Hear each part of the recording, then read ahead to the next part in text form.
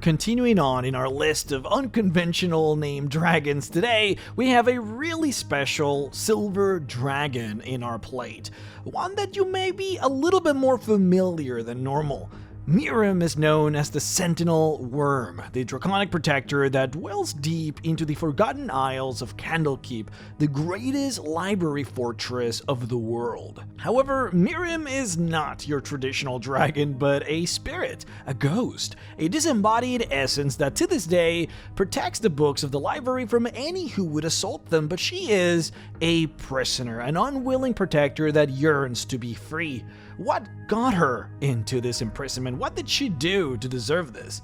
We will cover that and more. However, before we get into it, this is it, fellas. My Kickstarter for Sands of Doom has come to an end. By the time you see this, there will only be 3 or 2 days left before the run finishes. If you haven't pledged, if you haven't at least clicked on the link to check it out, this is the last time you will have a chance. Now, thanks to all of your support, we have hit every single stretch goal except for the very last one, which we might be able to hit just before it closes, like barely. And you guys have unlocked 2 extra big bosses that you can hunt in the adventure. We have a new Anubian relic, the Tiara, which I found dramatically changes some of the battles at the end of the campaign, potentially changing the ending.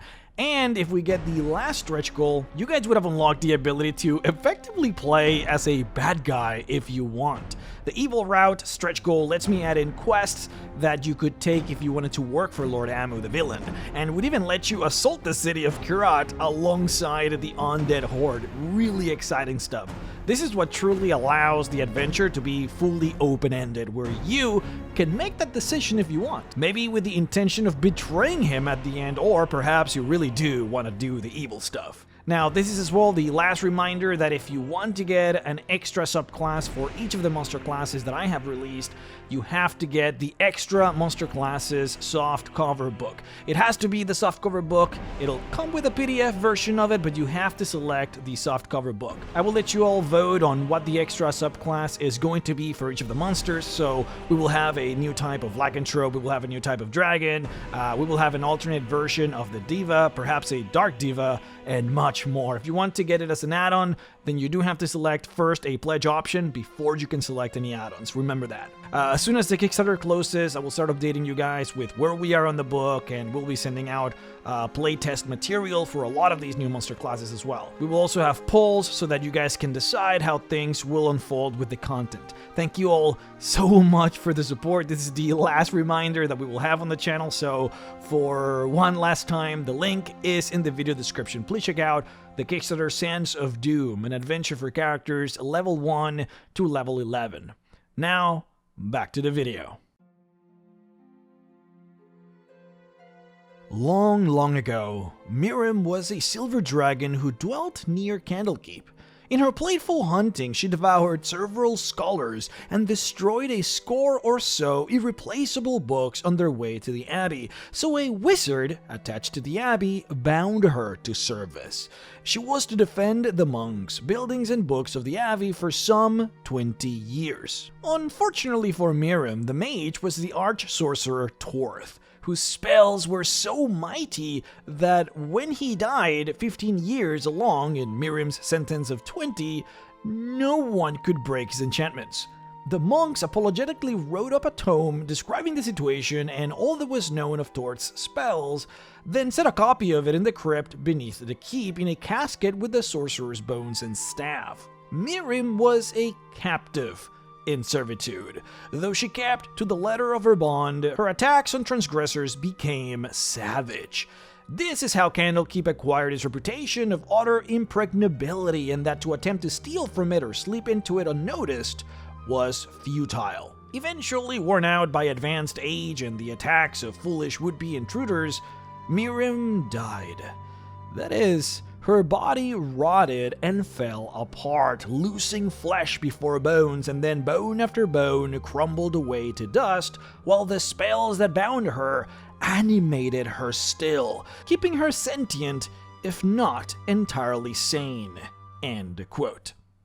Nowadays, Miirym exists in an animated spiritual form, not really a ghost or a specter or any form of known spirit, though she is officially classified as an undead. What she is, though, is hard to grasp and understand, considering that the spell that binds her to this form is in itself unknown and terribly powerful. The lore describes it that for someone to be able to reverse engineer the spell in such a way to understand it would require what in 3rd edition was called a spellcraft check. But the DC that the lore gave us for it was a DC 100. Now, I'm not as knowledgeable about 3rd edition mechanics as I am of 5th edition, and most certainly not for epic level characters, but as far as I understand, and I did ask about this on Twitter, you would effectively need a character that is a bit beyond max level. Back in 3rd edition, there were rules that allowed you to go beyond 20th level using the epic level handbook. But then on top of this, you would need a lot of powerful bonuses and a bit of min-maxing in order to be able to achieve a DC this high. Now, the lore did state that if you had the original writings of the Arch-Sorcerer Torth, then you would gain a plus 20 to that check, making it a little bit more doable. But suffice it to say, for the last 400 years that Miirym has been in spiritual guardian form, many a powerful caster has tried to free her without succeeding. On a theoretical basis, the lore states that a caster would need to understand how the spell works, so they would have to succeed on that DC 100 check, and then they would need to cast a wish spell in order to sever the magic. Only then could the dragon be freed, but again, this is just theoretical, it has never happened. But at that point, Miirym wouldn't die, but instead she would be allowed to travel the world in its spiritual form, at least presumably until she dies thanks to damage, since she wouldn't be able to reform any longer. See, Miirym right now, for all intents and purposes, is invincible. She appears as a disembodied draconic mandible that floats in the air with spiritual essence sort of oozing from all directions. The depiction of Miirym from the Magic the Gathering card is wrong. They seemingly gave the artist a bad set of instructions, or the artist took a lot of liberties here, but Miirym cannot manifest her full form, her body. She can only appear as spectral mandibles. Her 5th edition art stays a bit closer to the canon, but they did push it a bit too far by showing the full draconic face. It's interesting though that they did that, considering that the lore itself, like right here beneath the picture, even states truthfully how Miirym is supposed to be represented. Quote, "Those who have visited the depths describe Miirym as a set of immense spectral jaws," end quote. So they know the lore and they tell you about it, but yeah, the way they drew it kind of pushed it a little bit too much. But to be fair though, the 3rd edition art also pushed it a bit in another direction. It looks like a skeletal mandible when it's more supposed to be like an ethereal mandible, but aside of me complaining, this art does make Miirym look really, really cool. However, this is in fact the most accurate representation of Miirym as designed by the creator of the Forgotten Realms, a simple set of spectral jaws that float in the air. She would have roughly the same amount of hit points as it would befit a normal ancient silver dragon, or if you follow Fizzbands, a great worm, since that is, really what she is. By the time of her death, Miirym was as old as a dragon can naturally get, having far surpassed 1500 years of age. The transformation into an undead form did weaken her destructive power, since, she no longer has access to her physical form. She can no longer use her claws or her wings, which, as you guys know, is a big part into what makes a dragon particularly formidable, especially in between breath weapon attacks. She also no longer has the ability to cast spells that require somatic components because she doesn't have any hands, which is a further harm to her ability to fight. However, her new spiritual state does grant her a lot of boons. For example, she is entirely immune to non-magical attacks and gained a ton of resistances. Some of these are similar to what Dorgothoth has, but that's because this is just the might of being an undead. There's a lot of benefits to it. Basically, she's immune to poison, sleep, paralysis, disease, abilities that seek to instantly slay her, any necromantic spells, any ability that would seek to influence her mind, and she's immune to any ability or spell that would force her to do a Constitution saving throw unless unless that effect would also affect an object. She cannot be critically hit and cannot have her stats be lowered by any spell or effect. As an undead though, of course, she cannot be healed by traditional healing magic.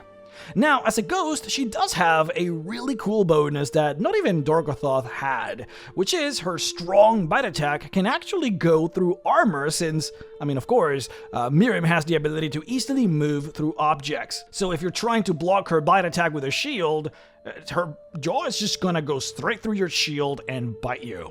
She's also considered to be always in stealth since she makes no noise when she's moving.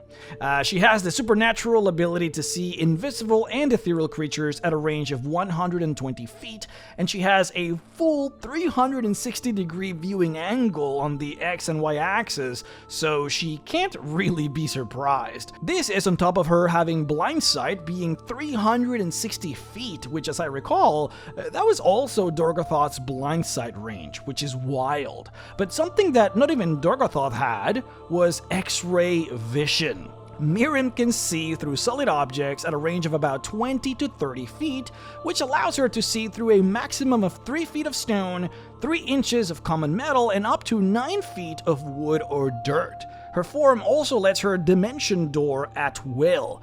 No limit, as many times as she likes, but by far her most powerful feature, and the reason I say that she is invincible, is because, she literally is. I am talking about her restorative dispersion ability. First of all, if she takes 100 points of damage or more within the span of 1 hour, Miirym disperses her essence and becomes untouchable, untargetable, and unfindable. She then reappears after about 24 hours with her remaining hit points. If actually brought to 0 hit points, or if fully destroyed by some other effect, the same thing happens where she disperses, except that it takes her about 72 hours or 3 days for her to reappear with basically full HP. So from the perspective of combat, she is quite literally invincible. She just literally cannot be destroyed because if you do, she just reappears soon after. If you try to dismantle instead the magic that keeps her sentient and active, so the magic that was previously casted by the arch sorcerer Torth, then you will find yourself in a very similar bad position. So the problem with dispelling the effect is that the magic apparently has multiple tiers of protection or multiple spells intertwined with redundancies that keep each other working. If you dispel one layer of the spell, the leftover magic seeps into the enchantments of the other functioning cores of the spell, empowering them. So essentially, you have to dispel a bunch of spells, but if you dispel one of the spells, the other spells become much harder to dispel and become more powerful. Further, you would have to do all of the dispelling effects quickly because there is also a regenerative component to these magics. A dispelled effect will quickly return, provided that the other working tiers of the magic are still in effect. It's just basically impossible. The lore also very explicitly, I should say, makes it clear that she is immune to the spell imprisonment, so not even that works against her. In short, again, a lot of really powerful casters have tried for over 400 years, and none have been successful at either killing Miirym or dispelling the magic that keeps her together. Plus, gods like Mystra and Ogma actually really like that Miirym is stuck in Candlekeep as a protector, since they both consider the work that the monks do on the library to be indispensable for the promulgation of magic in the world. Now, when Miirym originally died and subsequently materialized as a spirit, seemingly still affected by the magical compulsion to protect Candlekeep, she sort of grew more malevolent. As a silver dragon, she was already something of an oddity, being a relatively evil silver dragon who became known in the area at the time as a danger who kept on attacking and eating many of the monks that lived close to the library. So when she eventually turned into an undead, her alignment further shifted onto the evil spectrum, losing any respect for the living that she might have had at some point. So even though she was still under a compulsion to protect the library, the monks grew concerned that she might start protecting, in quotes, the library and would start attacking innocent travelers again. This fear came from the realization that a part of the dragon's sanity was actually lost in the transformation, and so many wizards attempted to kill her and dispel her at the time, and of course died trying to do so. After years of effort, the only thing that they managed to do was to weaken her magic in such a way to effectively force her to only be able to roam a range of about a quarter of a mile from the remains of the original arch sorcerer, which, if you remember, was pushed all the way down onto the lower chambers of the library. And so after this was accomplished, many monks then lost their lives trying to sneak onto the remains of the sorcerer in hopes of further pushing it like further down and down onto the forgotten crypts and aisles beneath Candlekeep. See, underneath Candlekeep there are volcanic layers and caves, and so the monks succeeded in pushing the remains fairly far into them before they eventually all perished to the dragon. And so, thanks to these noble sacrifices, Miirym can no longer manifest much outside of Candlekeep proper, because again, she only has that quarter of a mile range from where the body of the sorcerer is. But her range is still solidly encompassing much of the full establishment. She just can't like go out of the building and start attacking random people, which was the original goal. So what has happened now is Miirym has officially taken these crypts and volcanic caves underneath Candlekeep as a form of lair for herself, and has effectively forbidden anyone from entering them. Now, there is still a fair amount of library down there, tons of bookshelves filled to the brim with knowledge. It's just that a lot of that is now dangerous to procure. Miirym takes her job very seriously, mostly because, obviously she has to. The magic that compels her to protect the library has taken on something of a tyrannical angle. For example, if you go down onto her section of the library with a book that belongs to you, Miirym will not let you leave unless you abandon the book behind, as she would consider the book now to be part of the library.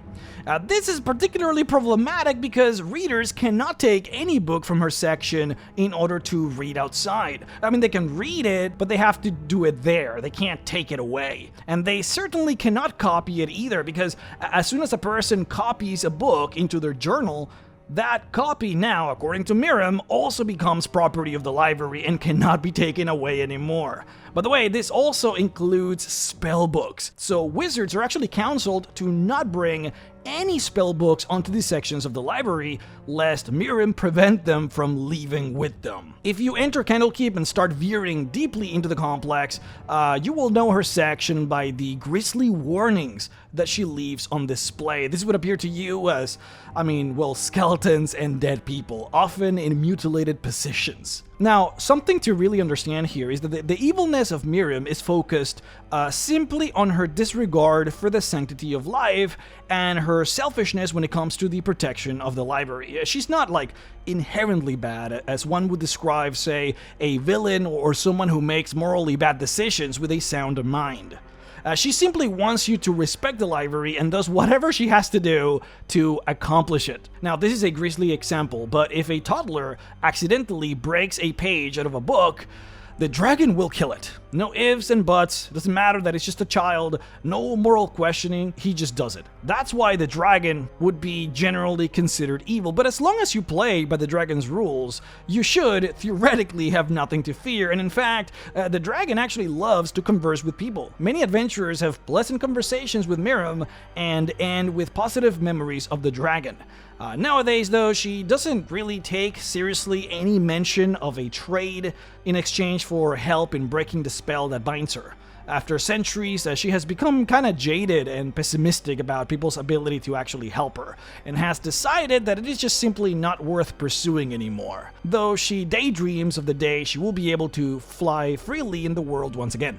She actually loves to reminisce about her memories and wants to know more about the world at large, but she does often get very sad when told of current events since she cannot experience them herself. What's also interesting is that she does have access to interesting spells that currently reside in her side of the library that, because not many people get to see, have become quite rare, some of which are also really strong. One of them is called Blade Bite. Blade Bite is a 4th level alteration spell that effectively polymorphs a bladed weapon into a form of metallic serpent that then attempts to bite the enemies of the caster. The spell is quite strong because it can be used on a wielded weapon, so you can target the sword of an enemy, removing the ability of that enemy to then use the weapon, but further, summoning another monster from that weapon that the enemy then has to fight. Further, the spell has an extremely powerful clause. So first, if the serpent is destroyed by damage, it shatters into a bunch of pieces, effectively destroying the weapon. So if the wielder wants the weapon back, it just can't destroy the serpent. Further, if the wielder at any time throughout the duration of the spell, which is about 1 minute, lets go of the weapon now turned serpent, then at the end of the spell's duration, the serpent permanently turns into a dull metallic rod, again, effectively ruining the weapon all the same. For the enemy to be able to not lose its weapon thanks to this spell's effects, they would have to keep holding on to the weapon turned serpent for the whole duration of the spell, resisting its bites until the bitter end. If done so, then at the end of the spell, the serpent returns to the normal shape of the sword. It is a brutal spell, though of course it doesn't have any effect on magic weapons, only on mundane weapons. For magic weapons, it does specify that all it really does is it removes any special effects that the magic weapon has until the end of the spell, which is not bad anyhow. Another powerful spell that Miirym has access to, and is in fact one of her most favorite spells to use, is called Breath Ball. So Breath Ball is a 6th level evocation spell that functions as a form of trap. The spell takes on the form of a large sphere of roiling, rushing, opaque, whirling air that floats at a designated spot. The sphere will then stay there for either a few minutes until the caster activates it or until a living creature touches it. In either of those scenarios, the sphere explodes, releasing its contents onto a range of a 30-foot radius. The contents of the sphere can be any type of breath weapon that the dragon has access to. This is a draconic spell designed for dragons, so if a red dragon casts a spell, it can make it so that when the sphere explodes, it releases its fire breath onto that radius of 30 feet.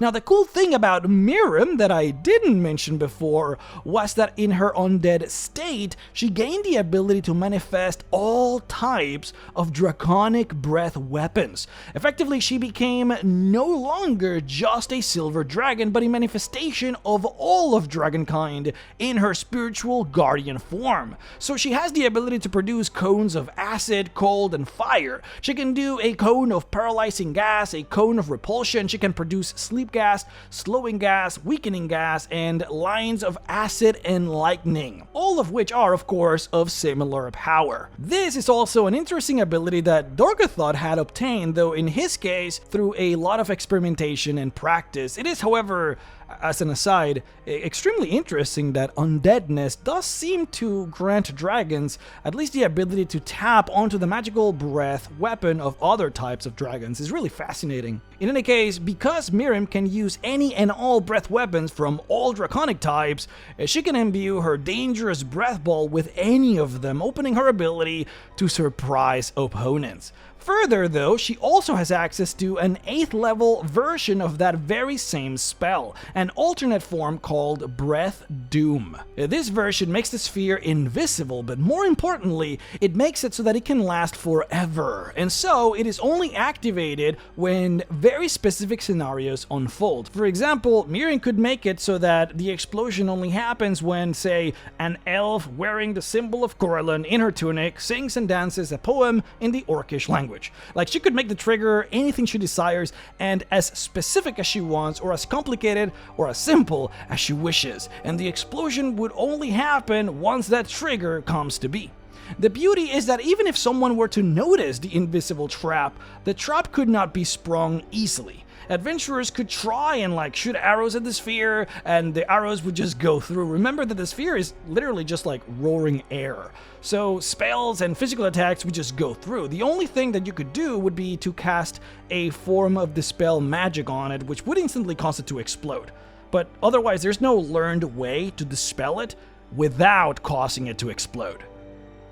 Quote, "The sentinel worm has passed beyond death and awaits the untwinning of Tord's mighty spells to grant her freedom. Thereafter, she would be a wandering spectral force, free to do great damage in Faerun if she desired. Aseth knows the means of binding even so powerful a spectral sentience onto the helve of an enchanted weapon or other item.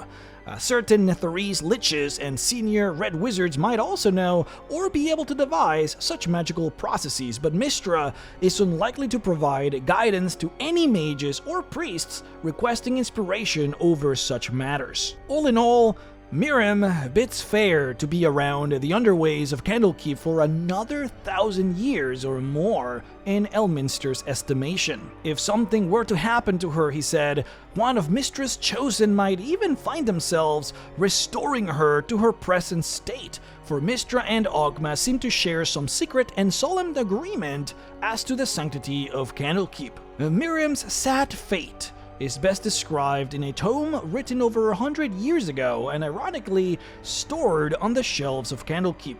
Throughout the book, the writer describes Miirym as Lonely Jaws. Elminster suggests that any similarly lonely Faerunian who doesn't mind a little danger and doesn't carry any writing materials might cultivate her as a friend to talk to. There are worse ways of spending one's time. End quote. Thank you guys so much for watching and for all of the support that you guys have given me during the Kickstarter's run. You guys have been absolutely incredible. Do remember to click the link in the video description to check out Sands of Doom. Even if you don't intend on purchasing anything, at least click it just so that you can take a look and see all the work that has gone into it. I would appreciate it so much. And so, for one last time, here's the trailer of the adventure. Thank you very much. Oh, great Sultana, listen to my counsel. Do not send your men into that ruin. The Anubian treasures have awakened. Their portents of doom whisper their coming. You think yourself the ruler of Al-Kirat, but these lands have always been theirs. Their monuments a testament to their might. You will bear the plagues for your sacrilege. The dead will roam the desert and paint the sands crimson. Dust will storm, rivers will flood. Blood will rain from the very stars. Disease and pestilence will cover your grass fields, and soon enough, even the sun will abandon you. Amu will come for you, and your precious little city will fall. You have imprisoned me for this prophecy, but I know something you don't. That is not a tomb. That is a prison. And you will set him free!